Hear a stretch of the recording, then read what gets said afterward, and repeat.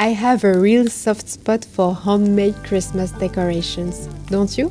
Let me guide you step by step to sew personalized Christmas stockings using my free pattern. Click the link just below this video to print it at home.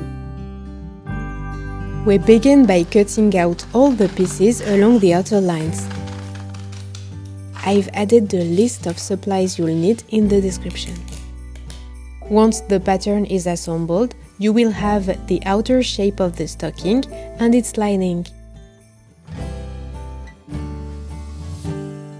With a craft knife, cut out this window, which will help you position the name, and if you want to add the little star, cut that out as well.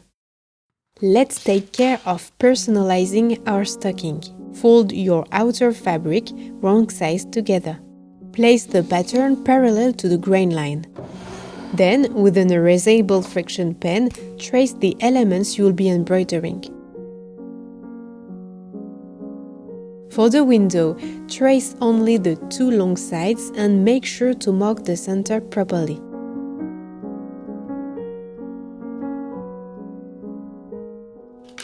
All that's left is to write the name using the lines so every lowercase letter keeps the same height.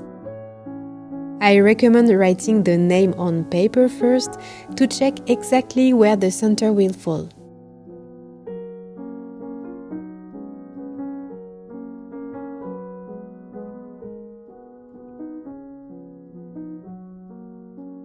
Out of the 6 strands in your embroidery floss, we will use only 2 for the whole embroidery. Cut a length, tie a small knot at the end, and let's begin. We're going to use a simple, wonderfully versatile stitch called the stem stitch. To start, bring the needle out at the end of your line, then stitch 3 mm forward. Next, bring the needle out again 3 mm along. Now, with the tip of your needle, gently nudge the thread aside so you can insert the needle just beneath it. Bring it out 3 mm ahead of the previous stitch, and so on.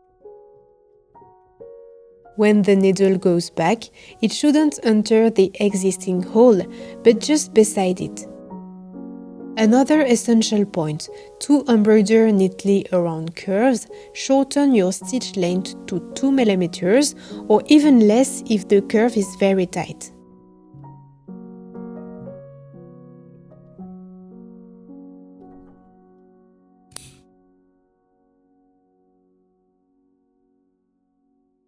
It's time to move on to the sewing. Again, fold your fabric wrong size together and, centering the name, pin the pattern onto both layers.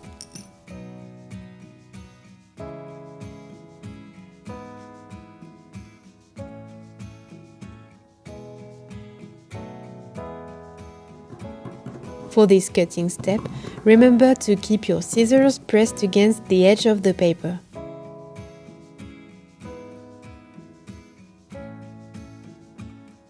Before sewing the outer stocking, pin both pieces right sides together.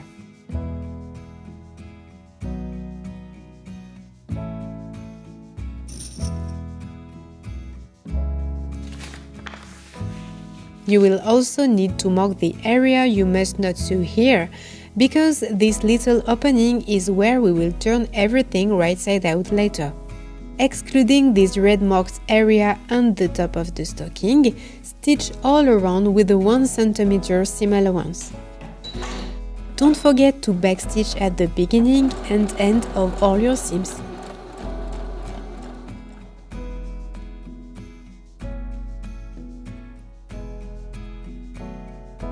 Let's continue with the lining. Fold your fabric right sides together and, just like earlier, pin the pattern before cutting. I suggest using cotton gauze for the lining. It has this slightly textured, softly voluminous look, and the result is really lovely. Again, stitch with the 1 cm seam allowance.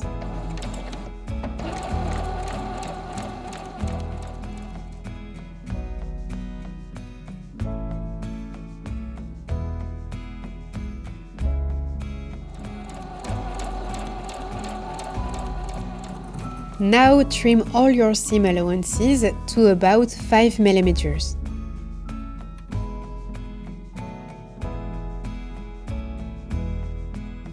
At this stage, you must clip generously around the curves. This is what will give you crisp edges once everything is turned right side out. Let's move to the next step. We're going to press open the seam allowances on the first 15 cm at the top of both stockings. This also helps define the edges of the little opening we will close by hand later.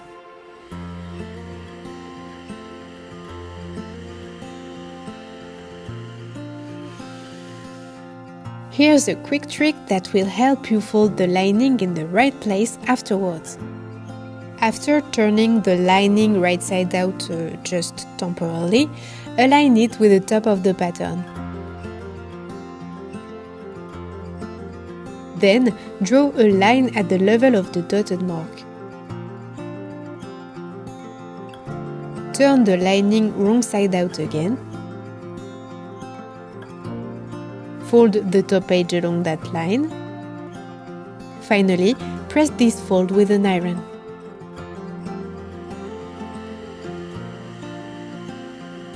We've reached the final assembly stage. Stay focused! I've already messed up once and had to unpick and start again anyway. Turn only the outer stocking right side out.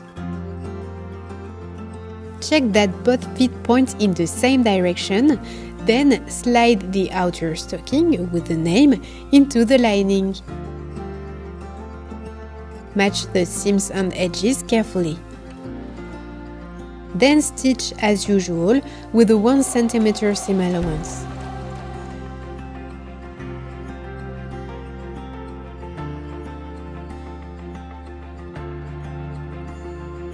Before turning everything right side out, be sure to trim this seam allowance.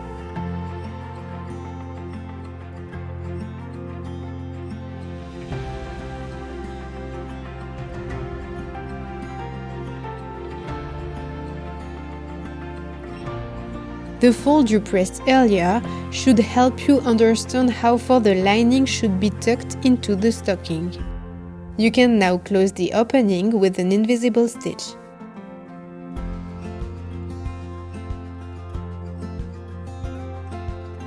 And that's it, just add the ribbon that will allow you to hang your Christmas stocking.